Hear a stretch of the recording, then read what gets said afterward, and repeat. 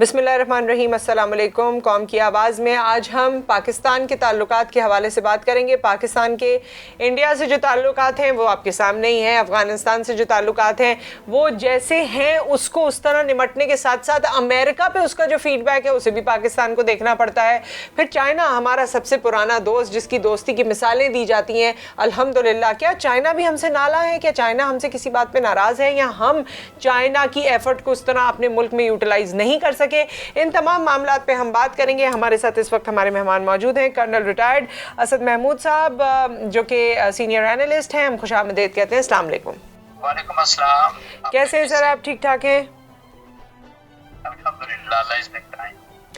Sir, ये जो overall situation है पाकिस्तान की, अगर हम फॉरेन पॉलिसी के कॉन्टेक्स्ट में देख लें या हम एक इंटरनेशनल एक्सपोजर के तौर पे देख लें, ऐसा क्यों महसूस हो रहा है या ये राय कायम की जा रही है कि पाकिस्तान को मज़ीद पीछे धकेला जा रहा है और पाकिस्तान शायद आइसोलेशन का शिकार हो जाए इंटरनेशनल कम्युनिटी में?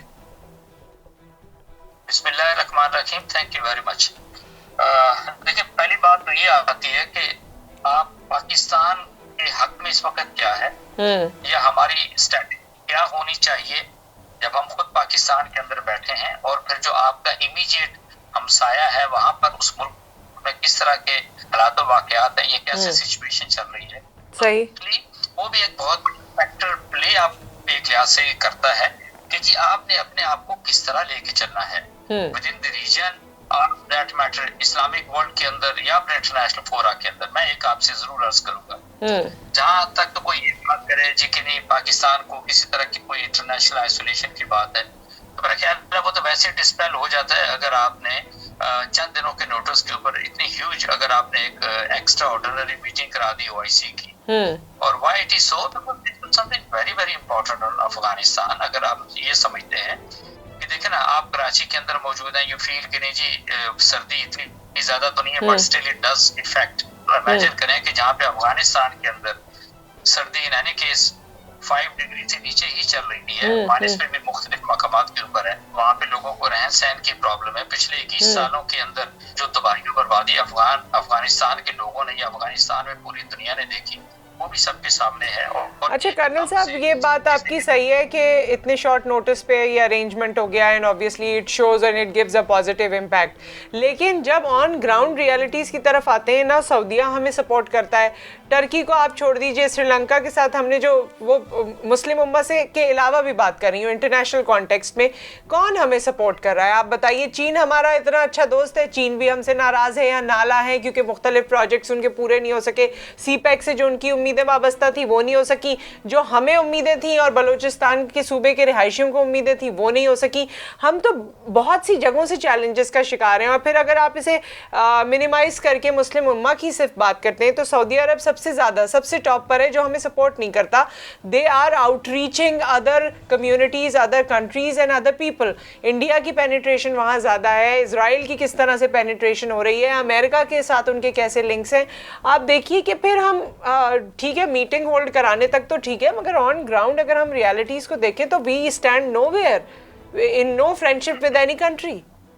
मैं आपसे फिर ये अर्ज करूंगा जी, चलिए जी ठीक है, इस गवर्नमेंट के ये इन 3 सालों को छोड़ देते जी, इससे अगर पीछे चले जाएं तो क्या आप समझते हैं कि इससे पहले की जो हुकूमतें थी तो क्या वो देवर सो इफेक्टिव या उनकी इतनी सुनी जाती थी या इतना उनका क्लाउड था, और for that matter Islamic world के अंदर या सऊदीया के अंदर इतनी उनकी से थी कि जो पाकिस्तान कहता था वो सऊदीया करता था, और फॉर दैट मैटर दूसरी इस्लामिक कंट्रीज करते थे। Nothing of that kind. हम ये कह सकते हैं कि अगर हमें सबसे पहली बात तो ये है कि आप देखें कि हमें अपने पैरों पे खड़े होने की कोशिश करनी है। मैं वेरी सॉरी टू से लाइक दिस कि 74-75 साल हमें हो गए आजाद हुए, हमें इसके ऊपर बहुत पहले कोशिश करनी चाहिए थी। और मैं ये समझता हूँ कि हमारे जितने भी इससे पहले के रूलर्स गुजरे हैं अदर देन द कायदे आजम, ये मतनजर उनका होना चाहिए था, उनकी रिस्पॉन्सिबिलिटी होनी चाहिए थी। बट प्रैक्टिकली वो जिसको कहते हैं कि हर शख्स आया अपने इक़्तिदार के लिए। जी बिल्कुल बिल्कुल। लोगों को आपने देखा अपने अपने छोटे छोटे मफादात है, पर्सनल इंटरेस्ट की बात आती है, वो किया, कुछ कर्जे लिए, कुछ इस तरह का काम किया। बट अगर जिस तरीके से पाकिस्तान को सनती तरीके से, इंडस्ट्रियल तरीके से एग्जैक्टली मैं चाहती हूँ इससे भी ज़्यादा इम्पोर्टेंट बात ये है जो हम आपसे सुनना चाहते हैं कि सीपैक का क्या हुआ। वो तो गेम चेंजर था, उसने तो गेम चेंज कर देना था, गेम तो चेंज हो गई मगर उल्टे तरीके से। What do you have to tell us about that? मैं एक आपसे कहूंगा, मैं तो इससे पहले भी टीवी पे आके बहुत बात की सीपैक के ऊपर, and I am talking up कि जब हमने एग्रीमेंट पे किया था, and I was the one who said कि जी हमने ये एग्रीमेंट ऐसे किए हैं जो कि टोटली एक तरह से चाइना के फेवर के अंदर है, एंड आज भी मैं उसी बात के ऊपर कायम हूँ। एंड अनफॉर्चुनेटली नवाज शरीफ ने ऐसे ऐसे देखे ना, अगर उन्होंने 37 अरब डॉलर किसके ऊपर लगा दिए कि जी वो उन्होंने बिजली घर बनाने, मुल्क में बिजली की बड़ी कमी है। अच्छा, उसमें हुआ क्या कि आपने कोयले से बिजली बनाने के कारखाने लगा दिए, ओके जी, गैस से बिजली बनाने के कारखाने लगाए। मैं ये समझता हूँ ये 37 अरब डॉलर को ये 10 सालों के ऊपर स्प्रेड कर देते और कहते जी हमें बिजली की थोड़ी बहुत कमी जो है वो किल्लत है, हम बर्दाश्त कर लेंगे, लेकिन हम सारे मंसूबे जो है वो बिजली बनाने के लगाएंगे। बिकॉज एक तो बिजली को जल्दी चाहिए, टैक्स की बात आती है, कमीशन की बात आती है, सर्टनली सारी चीजों के अंदर। और जो उससे भी जरूरी चीज मैं आपसे कहूंगा, सीपैक के बारे में आपने बिल्कुल ठीक कहा कि इन्होंने, होता है ना कि अवाम की तवक्कुआत को इतना बढ़ा दिया कि सीपैक बनेगा तो बदल जाएगी, it's a game changer, it is a feed changer. लोगों को इन्होंने सुहाने और गलत ख्वाब दिखाए और हुआ क्या कि पाकिस्तान का इन्होंने बाल बाल कर्जे के अंदर जकड़ दिया। मैं आपसे ये कहूं, ऑरेंज ट्रेन का सीपैक से हारिस क्या ताल्लुक है? सीपैक के से वो ऑरेंज ट्रेन का मंसूबा कहाँ बना? लाहौर के अंदर, और वो उस पे आप अरबों रुपए खर्च कर रहे हैं। पूरे पंजाब के अवाम जो है उस मंसूबे के पैसे जो है वो कर्जे के तौर पे और फिर सूद के तौर पे अदा करते रहेंगे। दूसरी बात, अगर आप 2000 मील का टुकड़ा दे रहे हैं चाइना को, because China has not many problems, South China Sea के अंदर भी आ रहा है, इसके बाद ओके इंडियन ओशन के अंदर भी आ रहा है। चाइना हैज सो मेनी, जिसको कहते हैं ओपोनेंट्स, आप इंडिया ले सकते हैं, आप यूरोपियन यूनियन की बात करते हैं, और इवन आप रशिया सबसे बड़ी बात करते हैं। फिर चाइना के जो दूसरे दूर के हमसाए हैं, जापान की आप बात करें, ऑस्ट्रेलिया की बात करें, न्यूजीलैंड की बात करें, तो इन व्यू ऑफ दैट और उसको ओवरकम करने के लिए उन्होंने कहा जी कि अगर हमें बहरी तिजारत में प्रॉब्लम होती है तो हम जी पाकिस्तान से सीपैक, और सीपैक को बेसिकली उन्होंने BRI का हिस्सा बनाया। नो, आई वुड सिंपली से, बजाय इसके कि हम चाइना को ये कहें कि जी आप रोड्स बनाए हमारे मुल्क में और हम उसका कर्जा हम आपको पैसे देंगे, आपकी कंपनियां आके बनाए, तो सारी चीज तो आपने एक्चुअली चाइना के हाथ में डाल दी और अपने हाथ कटा के उनके पास डाल दिए। मैं ये समझता हूँ, आप ये कहते कि जी हम आपके पीछे सारी दुनिया की दुश्मनी ले रहे हैं, सही है, तो हम ये चाहते हैं कि जी आप हमारे मुल्क के अंदर आप आइए, इसकी डेवलपमेंट के अंदर आए और ये इस रोड को आप इस्तेमाल करेंगे। अच्छा, ये तो आइडियल तरीका था ना जो आपने बताया कि हमें ये कहना चाहिए था और करना चाहिए था, वो तो अब टाइम गुजर गया। आगे क्या होगा? क्या चाइना से भी हमारे हालात खराब हो जाएंगे? नहीं, मैं समझता हूँ कि मेरा ख्याल है हमें थोड़ा बहुत आपकी जो ओवरऑल हुकूमत है और हुकूमत के साथ जो दूसरे इदारे मैं समझता हूँ जो जुड़े हुए हैं, आपका फॉरेन ऑफिस की बात आती है, आपकी अपनी एस्टेब्लिशमेंट की बात आती है, मेरा ख्याल है हमें इस हद तक उन्हें अंडरमाइन नहीं करना चाहिए। सर्टनली आपके गोल्स तो बहुत है सिस्टम के अंदर, बट इसके बावजूद भी मैं समझता हूँ कि पाकिस्तान की सिक्योरिटी के ऊपर, पाकिस्तान के मफादात के ऊपर nobody is going to compromise. और ये जरूर मैं कह सकता हूँ कि हमें सर्टनली, अब हमने चूज तो कर लिया कि जी हमने चाइना के साथ रहना है, बट चाइना के साथ चलने का इसका ये मतलब नहीं कि हम दूसरों से दुश्मनी एक लिहाज से लेंगे। हमें क्या जरूरत पड़ी है कि हम अमेरिका को चैलेंज करते रहे, हम यूरोपियन यूनियन को चैलेंज करते रहे, हम इसी दुनिया का हिस्सा हैं, हमने इसी दुनिया के साथ चलना है। और एक मैं आपसे बताऊं, अगर पाकिस्तान ने अपना कोई अलग रास्ता इख्तियार करना होता तो सबसे पहले तो उसने, आप ये देखें, अफगानिस्तान को तस्लीम करना था ना। तो आप जरूर कह लीजिए ना कि आप पूरी दुनिया के साथ एक लिहाज से चल रहे हैं, पूरी दुनिया के साथ स्टेप इन होने की कोशिश कर रहे हैं, और उसी के साथ इट्स नॉट ओनली पाकिस्तान, अगर ये BRI का हिस्सा है, सीपैक, इसमें कोई शक नहीं कि this is the nerve centre जो है ओवरऑल BRI का। और चाइना अगर अपनी तजारत को थ्रू BRI वो अफ्रीका तक लेके जाना चाहता है, यूरोप तक लेके जाना चाहता है, और इवन एशिया के सारे ममालिक तक लेके जाना चाहता है, तो आप देखें जो बाकी ममालिक रह गए। तो ये जैसे आपको समझ आ जाती है, मुझे समझ आ जाती है, शायद हमारे सुनने वालों को भी समझ आ जाती है, तो हुकूमत को क्यों नहीं समझ आती? ना इस हुकूमत को समझ आती है, ना इनसे पहले वालों को समझ आती है, ना उनसे पहले वालों को समझ आ जाती है, और मेरे ख्याल में अब तो हमने उम्मीद ही छोड़ दी है कि बाद वालों को भी समझ आएगी। करते क्यों नहीं फिर? ये बातें हम रोजाना टीवी पे करते हैं, सोशल मीडिया पे करते हैं, तो ये करते क्यों नहीं फिर? ये तो मुश्किल काम है। एक तो मैं आपसे ये कहूं, अगर आप पाकिस्तान की पिछली हुकूमतों की बात करते हैं, इवन इस हुकूमत की भी बात करते हैं, इन सारी हुकूमतों को जो एक चीज विरसे के अंदर मिली है वो इनकी है पेसिमिज्म की पॉलिसी, एक डिफेंसिव पॉलिसी, एक जिसको कहते हैं अपोलोजेटिक पॉलिसी। आप सारी हुकूमतों को देख लें, ऐसा लगता है कि जैसे हम कोई गलत काम कर रहे हैं। एक नेशन होती है, नेशन की कोई सेल्फ रिस्पेक्ट होती है, और उसी के साथ फिर आप दुनिया के साथ स्टेप इन होने के एक लिहाज से चलते हैं। आप जो मर्जिया कह लें कि जी अगर आप 9/11 के बाद अगर आप हिस्सा बने उस वार ऑन टेरर का, आज तो सारा पाकिस्तान कहता है नहीं जी हमें नहीं बनना चाहिए था, इमरान खान भी कहते हैं जी कि नहीं बनना चाहिए था। आप मुझे ये बताएं ना, 9/11 आपको भी याद होगा, what was the situation? India ने कहा था कि जी हमारा पूरा मुल्क हाजिर है, आप जो चाहें हमसे ले लें, जो आपको ओके हार्बर चाहिए, आपको बिल्कुल चाहिए, पूरी जमीन चाहिए, हम इसके लिए हाजिर हैं। तो आई वुड से कि आप there was no way out but to become part of that war on terror. तो आज वो आपको खराब लगता है। तो पाकिस्तान ने तो इंटरनेशनल कम्युनिटी के साथ हर जगह पे चला है। पाकिस्तान इज द कंट्री जिसके सबसे ज्यादा कंटिजेंट जो है यूनाइटेड नेशन के पीस कीपिंग मिशंस के अंदर एक लिहाज से मौजूद है। सही। तो ये मैं जरूर कहूंगा कि हमारे अंदर से ना अब we have to have that एक इनिशिएटिव हमारे अंदर होना चाहिए। एक हमारे अंदर एक ऑफेंसिव पोस्चर हमें लाने की बड़ी जरूरत है। और मैं ये जरूर कहूंगा कि ये तब तक नहीं हो सकता till such time we don't stand economically on our own feet.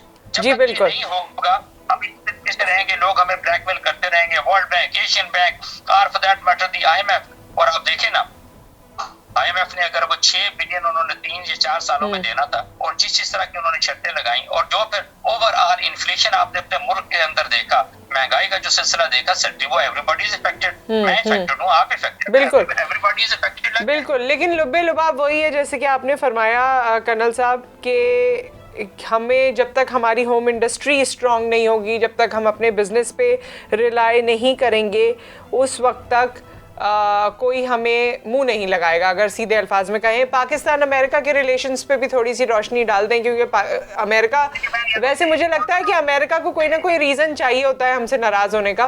कभी वॉर ऑन टेरर, कभी टेररिज्म, एक्सट्रीमिज्म, कभी IMF, और कुछ नहीं मिलता। इंडिया पाकिस्तान के तनाज़े पर भी वो हमसे नाराज़ हो जाते हैं, और अब अफ़गानिस्तान को लेकर वो हमसे ना लाएं।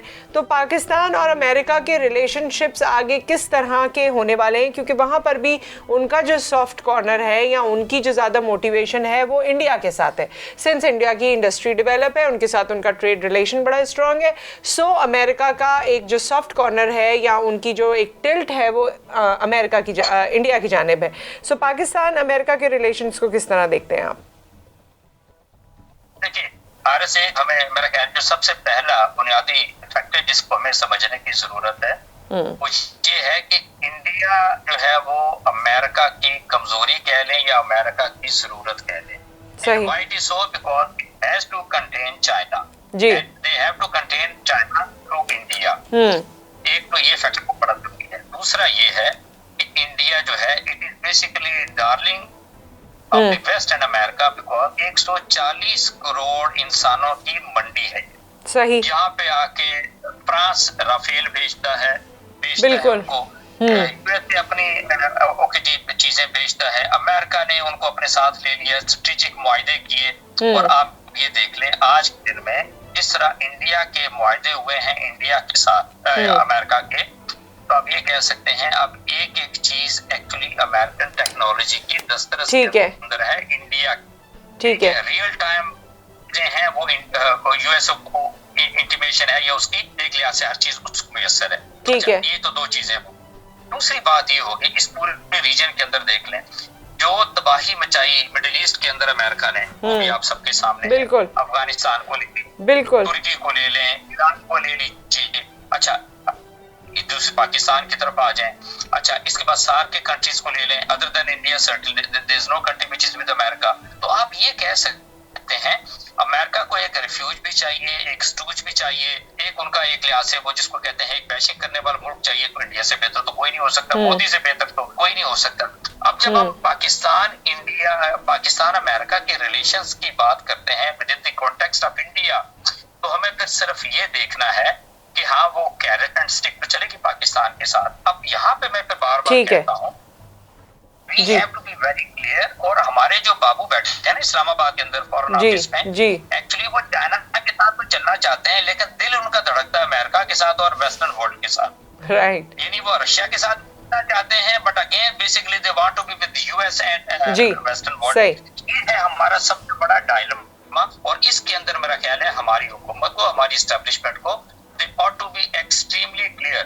चाइना को भी उन्होंने क्लियर करने की, मैं हकीकत में आपको बताऊं, जरूरत है चाइना की, शायद पाकिस्तान जरूरत है, लेकिन पाकिस्तान से ज्यादा जो है ना जो जरूरत है वो पाकिस्तान की चाइना को। मैं आपसे अर्ज करूं जो सिचुएशन डेवलप हो रही है ऑकस की शक्ल के अंदर, आप ये कह सकते हैं, और फॉर दैट मैटर, लेकिन वहां पर बना कर्नल साहब जैसे आपने बताया, मेरे ख्याल में तमाम चीज़ों का निचोड़ यही है कि पाकिस्तान की जो फॉरेन ऑफिस है उनको भी हिलने जुलने की ज़रूरत है। जो आपने बाबू का जिक्र किया जो इस्लामाबाद में बैठे हैं, thank you so much for your time and for all the information. I know कि अगर हम बात करते जाएंगे अभी भी बहुत कुछ है आपके पास कहने के लिए, इंशाल्लाह उसको नेक्स्ट सेशन के लिए रखते हैं, आपसे फिर मुलाकात करेंगे। Thank you very much. जो बात यहाँ पर बारहा होती है, सब चीज़ों का जो निचोड़ है, जो रिजल्ट है, वो ये है कि सबको प्रोएक्टिव होने की ज़रूरत है। साथ साथ हमारी होम इंडस्ट्री जब तक, या हमारी इकोनॉमी, जिसको हम आसान लफ्ज़ इकोनॉमी का यूज़ कर लेते हैं, हमारे बिजनेसेस, हमारी होम इंडस्ट्री, हमारा जो पर्सनल लोकल ब्रांड है, जब तक हम उसे डेवलप नहीं करेंगे हर फील्ड के अंदर और उसकी कनेक्टिविटी इंटरनेशनल मार्केट के साथ नहीं बनाएंगे, जब तक लोगों को या दूसरे ममालिक को अपना मफाद पाकिस्तान में नज़र नहीं आएगा, तब तक पाकिस्तान के टाइज दूसरे ममालिक के साथ इसी तरह रहेंगे और झोल का शिकार रहेंगे। इंडिया ने अपनी इकोनॉमी पे काम किया है, आज हम उनको जितना भी बुरा भला कहें, लेकिन वहाँ इकोनॉमी पे काम हुआ है, उनकी इंडस्ट्री डेवलप हुई है, वो रिसर्च कर रहे हैं, वो आगे बढ़ने की कोशिश कर रहे हैं, उनका प्रोडक्ट मार्केट में बिकता है, वो खुद बायर हैं वेपन्स के और ऐसी एम्यूनिशंस के जो दुनिया उनको बेचना चाहती है। सो उन्होंने चाहे जो भी तरीक़ा कार इस्तेमाल किया, लेकिन उन्होंने दुनिया के साथ अपने टाइज को बेहतर किया है, स्ट्रॉन्ग किया है, जबकि हमने अपने टाइज को अपनी इकोनॉमी की वजह से, अपनी इकोनॉमी डीरेल होने की वजह से, अपनी पॉलिसीज़ की नाकामी की वजह से, फॉरेन ऑफिस के स्लो डाउन होने की वजह से हम वो टाइज क्रिएट नहीं कर सके। इस पर हम मज़ीद आगे बात करेंगे, लेकिन आज के लिए ये तमाम गुफ्तगू जो हमने आपको बताई, और फिर मेरे जहन में वही आता है कि जब मेरे और आपके और बहुत बड़े बड़े लोग जब आते हैं और बात करते हैं, उनकी समझ में आता है, तो हुकूमत वक्त चाहे वो कोई भी हो, उनकी समझ में क्यों नहीं आता। विद दैट अपना ख्याल रखिए, दुआ में याद रखिए। अल्लाह हाफ़िज़। वॉइस ऑफ नेशन की वीडियोस देखने के लिए हमारा चैनल सब्सक्राइब कीजिए और बेल के आइकॉन पर क्लिक कीजिए ताकि आप हमारी तमाम आने वाली वीडियो से बाखबर रह सकें।